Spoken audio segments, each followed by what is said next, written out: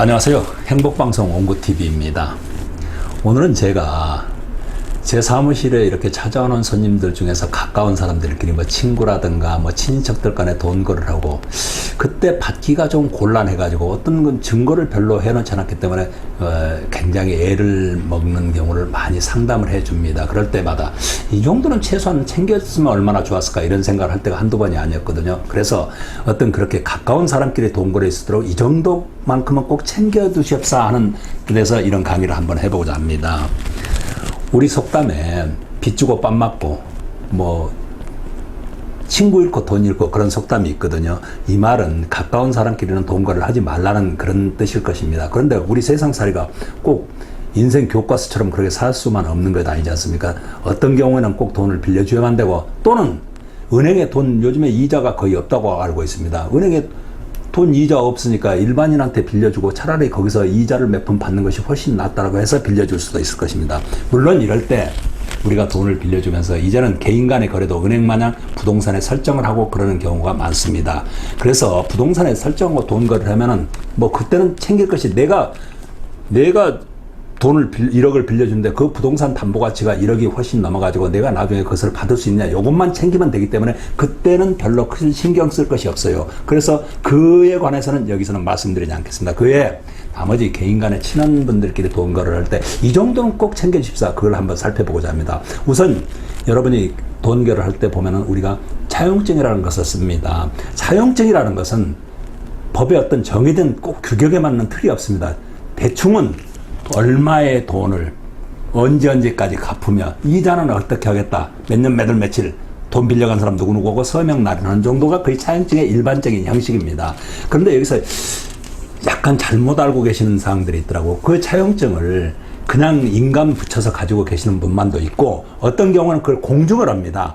그러면 그 공증한 차용증은 나중에 가서 그 사람이 돈을 갚지 않을 때 그 차용증만 가지고 그 사람 재산의 강제집행 즉 경매를 누를 수 있다고 이렇게 약간 착각을 하시는 분들이 있더라고요. 절대 그렇지 않습니다. 그 공증 설령 공증을 받았더라도 너 돈 줘 하고 재판을 냈을 때 그것이 일반 공증을 하지 않은 일반의 차용증 받아는 훨씬 법적인 효력이 강하게 나는 것은 맞습니다. 그러나 그것이 채무명의, 즉 채무명의라는 것은 판결이라든가 지급명령이라든가 어떤 이런 것을 말합니다. 그것까지는 될 수 없기 때문에 만약에 강제집행, 경매를 넣기 위해서는 반드시 그런 채무명의를 얻어야만 되는 것입니다. 그래서 여기서 한 가지 우리가 살펴볼 것은 그런 개인 간의 금전 결의를 할 때 채무명의라고 할 수 있는 것은 차용증이 아닌 금전소비대차 공증증서라는 것이 있습니다. 그것은 공증사무실에 가서 돈 빌려주는 사람하고 빌리는 사람하고 같이 가서 그걸 작성하면 됩니다. 그거는 일반 판결문하고 똑같기 때문에 그것을 가지고 만약에 그 사람이 돈을 갚지 않을 때는 판결이고 뭐고 필요 없이 그걸 첨부해서 바로 법원에 경매 신청을 할 수가 있는 것입니다. 물론 이때 한 가지 맹점은 금전소비대차 공정증서를 작성하기 위해서는 일반 확인서 차용증을 확인 공증하는 것보다는 공증비용이 상당히 많이 들어가는 걸로 알고 있습니다. 그러나 여러분들이 후일에 만약에 그 사람이 돈을 갚지 않아가지고 재판을 해야 된다면 재판 소송 비용도 만만치 않습니다. 그거나 거의 비슷하니까 그 사람이 만약에 금전소비대차 공증을 해준다 그러면 그걸 받아놓는 게 훨씬 좋을 것입니다. 이렇게 좋은 효력을 갖는 소비대차 공정증서 제도가 있기는 하지만은 가까운 사람끼리 이것을 작성하는 것은 그렇게 흔하지 않더라고요. 그래서 우리는 일반적으로 차용증을 작성하는 것을 많이 보았습니다. 그런데 그 차용증을 작성해가지고 그걸 가지고 경매를 넣을 수 없기 때문에 만약에 그 사람의 돈을 갚지 않아서 경매를 넣으려면 우리는 별 수 없이 그 차용증을 가지고 채무명의 다시 말하면 판결을 넣기 위해서 법원에다가 재판 신청을 할 수밖에 없습니다. 그런데 그 재판이 빨리 끝나면 얼마나 좋겠습니까만은 우리 대한민국 법원의 실정은 약 한 3, 4개월 늦으면 한 1년 정도 시간을 소요하는 것이 우리 현 법원의 실정입니다. 그렇기 때문에 그 사람이 그동안에 자기 재산을 어디로 빼돌린다거나 어떻게 다른 사람이 그게 어떻게 한다거나 그러면 상당히 애를 먹을 거 아니냐 이런 얘기들을 많이 합니다. 그런 경우를 대비했을 때 여러분들 아마 이런 얘기를 하시는 분들이 가끔 있더라고요. 가압류해 놓으면 되지 않습니까? 물론 가압류해 두셔야 됩니다. 그러나 그 가압류는 근저당만큼 순위 보전적 효력, 다시 말하면 내가 근저당을 해놓고 난 뒤에 다른 근저당이나 가압류권자가 들어왔더라도 만약에 경매를 했을 때 당신은 나 가져가고 난 뒤에 나머지 가지가 이럴 수가 없다는 것입니다. 가압류는 순위 본연적 효력이 없기 때문에 경매를 했을 때 안분배당이 된다는 것입니다. 예를 하나 들어볼게요. 내가 재판하기 위해서 1억을 가압류를 했고 그러는 동안에 또 다른 사람도 한 2억이 들어왔다고 가정을 해봅시다. 그러면 3억의 가압류가 돼 있을 거예요. 그런데 그 물건이 경매를 진행하다 보니까 1억 5천에 낙찰이 됐어요. 그러면은 근저당을 내가 만약에 먼저 했더라면 내 거 1억 받는 데는 이상이 없지만은 가압류끼리는 순위가 없는 안분배당을 해야 되기 때문에 경매 배당 단계에서 나는 안분배당에서 5천만 원을 가져가고 그 사람은 1억을 가져가게 되는 겁니다. 그리고 여기서 또 제가 얘기 드리고 싶은 것은 친한 사람끼리 동거를 할 때는 차용증이고 뭐 금전소비대차 공제 이런 것조차도 없이 어디다 돈 좀 보내줘 그러면은 알았습니다 하고 돈을 넣어줍니다. 그런데 그때 본인의 통장도 아닌 자기 배우자라든가 자식이라든가 이런 사람들 통장으로 입금을 해달라는 경우가 왕왕 있습니다. 통장을 쓸 수가 없거나 또 어떤 사정에 의해서 자기 통장 아닌 아무 통장으로 이렇게 직접 이렇게 쏘라는 경우가 있습니다.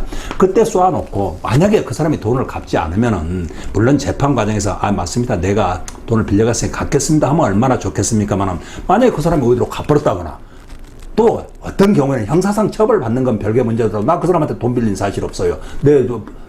저 자식이 가져갔거나 내 뭐 배우자가 가져갔어요. 이러면 참 그것을 입증하는데 애를 먹습니다. 때문에 가까운 사람일수록 돈을 빌려주고 받을 때는 최소한 차용증을 쓰시고 차용증이 아닌 나무 통장으로 이렇게 입금을 할 때는 더욱더 어떤 흔적을 남겨놓기를 바랍니다. 그래서 오늘 제가 드린 말씀은 타인 간의 돈거래를 할 때는 근저당이 가장 좋겠지만 그것도 아닐 때는 금전소비대차 공정증서를 작성하는 것이 그 다음이고 그것도 아니고 다른 사람에게 통장으로 돈을 보내줄 때는 꼭 빌려간 사람 명의 통장으로 돈을 주시되 그것이 아닌 어쩔 수 없이 다른 자기 배우자나 가족 명의로 돈을 넣어달라고 하면은 최소한 그 사람이 직접 가져갔다는 어떤 차용증 내지 확인서 정도는 받아두시라고 말씀을 드리고 싶습니다.